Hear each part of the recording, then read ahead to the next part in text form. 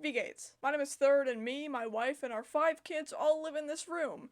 They get the closet, we get the rest. It's very fair. Vans. You know them, you love them, you might make love in them. Procreate a little, there's definitely room. Or, you know, you might not like them, especially the white variety that hands candy out to kids, but some people like them so much that they live in their vans, which is fine, it's great. It's especially great if you and a partner or you and a friend really like traveling and want to travel around the world together in your own little moving house. But some people really like taking it a little bit too far. I can see somebody living in a van with one, maybe, and this is a very big maybe 2 other people depending on the size, but believe it or not, there are people with full families and multiple kids, and they live in a van. Like, they make their kids sleep in these small ass bunk beds where they have no privacy to their name. Like, I know I said that some people procreate in vans, but I never said that you had to live in the van afterwards. Like, just because I was made in a hot tub doesn't mean I have to live in one, because if I did, I would be super pruny, and people would think that I'm an 80-year-old woman, but I'm not. I especially wouldn't live in it with my 10 other siblings. I've seen a lot of people on TikTok that live in vans, and it's chill. But 2 accounts out of all the rest stick out more than the others, and it is not in the good way whatsoever. But I'll start off with, the slightly better of the 2. Family of Nomads. Family of Nomads is a family of 5. It consists of a mom, dad, and their 3 children. The account is ran by Jess, who's the mom, and she makes videos about van life and yeah, just van life. It's not even really van life, though, it's camper life. Campers or trailers are pretty much just small, less durable RVs that you usually don't drive around. My family owns a camper, and it's nice. I love it a lot. But even with my family of 4 and a dog, and sometimes it's only a family of 3, because my brother really likes not going on family trips, I could never see myself living in a camper. Like, never ever. And this family of 5 lives in it. Wow!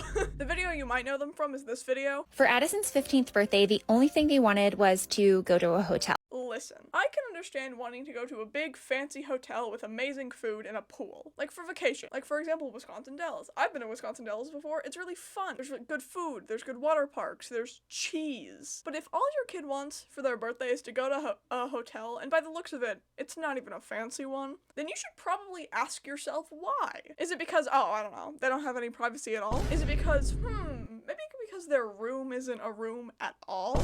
Wow, weird to think about that, isn't it? I can understand if you just can't afford a house, but by the looks of it, they probably can. Campers are very inexpensive compared to RVs because they're made of a cheaper material. I will give her that. Like, for example, on a recent road trip that my family took to a campsite we go to every year, the tire popped, and it made a hole in the wall. Like, we could see outside if we looked through it. We were sitting in the car for like 30 minutes while my dad was out changing the tire, and it would have been a way longer if some nice guy didn't pull over and help us out. Those white men gotta stick together. Here's a picture of the hole, by the way. Anyway, just because campers are usually more affordable than RVs does not mean that people who can't buy a house can usually afford one. Especially not a new one. This is a camper or trailer or whatever. It's very similar to the one that my family has, and it is 20 grand. Used. The one they have is a little bit different than ours, and doing a little searching, I found one that was very similar to theirs, and it was 70 grand.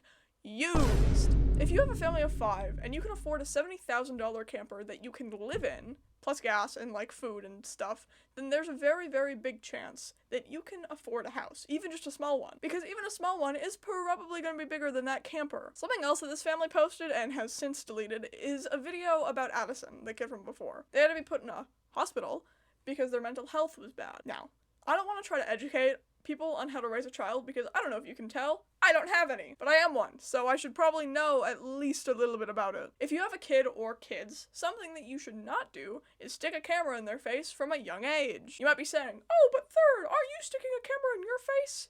Shut up. Something else you probably shouldn't do, especially with the camera thing combined, is to make your kids sleep in an eeny-weeny, tiny-whiny little bunk bed where they have no privacy, and all they want for their birthday is to be able to sleep in a bed that's bigger than their room, and that's not even a big ask. I don't know about you, but if I had to sleep in that bed for my entire life and my dear sweet mom stuck a camera in my face every second of every day, I would probably rather be in the hospital because at least there you have a real bed. You probably have less privacy, but you have a real bed, and that's important. But the family of nomads isn't the most of our problems. No. There's a van life family doing it much worse. So much worse. Meet the Happy Caravan, a TikTok account with a name that is very misleading and probably a lie. The account is once again ran by a mom. It's a family of 12, that's right.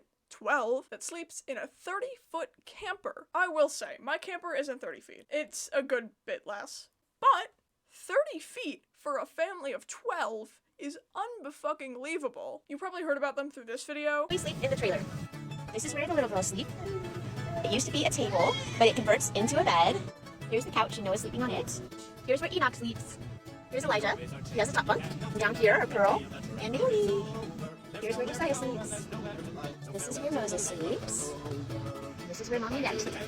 And it's so crazy. If I were these kids, I would be running away, like, completely. I would be gone. Away.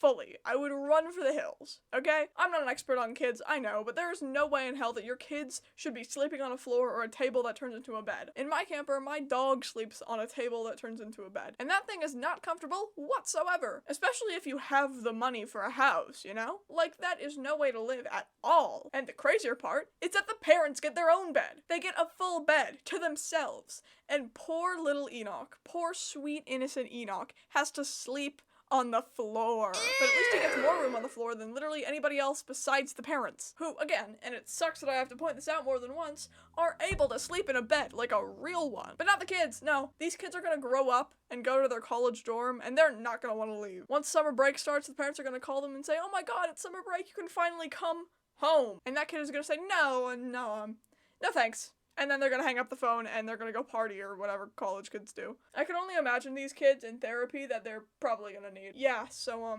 every night my mom forced me to sleep on the roof of our camper. And how did that make you feel? Like the Imagine Dragons, but instead of being on top of the world, I was on top of a camper. Imagine Dragons, huh? Yeah, and some nights I just wanted to jump off the roof of the camp. Imagine Dragon these nuts on your face!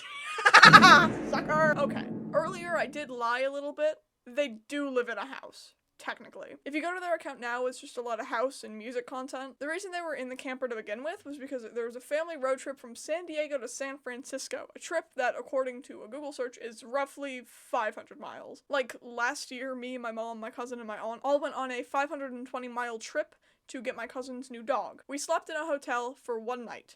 One single night. Even if this other family was sleeping like this for just a night, it is still absolutely buck wild. Not to sound privileged and not to be that person, but wouldn't you rather just sleep in a hotel? I know it's cheaper or whatever to bring the camper, but come on. They're already stuck in a car for like 18 hours at a time. Give them some more room and time than just bathroom breaks to stretch. In conclusion, I do not and will never understand van life with big families at all. I think van life with 1 or 2 people in the van is pretty cool, but if it's with 30 other people in one van, I think it's insane. And that is not how you should parent your kids. And I personally would never be able to handle living in a place where I have little to no privacy. I love privacy. If I didn't have it, then this recording space would look very different.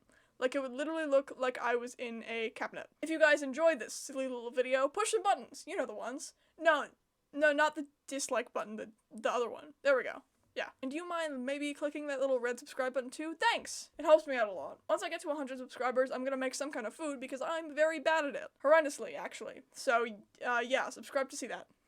If you made it this far, go into the comments and type up something cool about me. That way the new people can think that I'm an amazing, wonderful person who, like, saved your dog from drowning or something. I don't know. My name is Third. You are all great. Guten. Bye.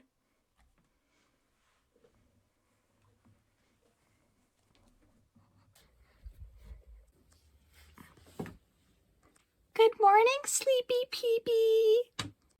Morning. All right, I'm gonna go make some brekkie for us. Bye-bye. What'd you just say? I mean, guten bye. Good. Now you know why we say that, right? Because it's an inside joke? Yes.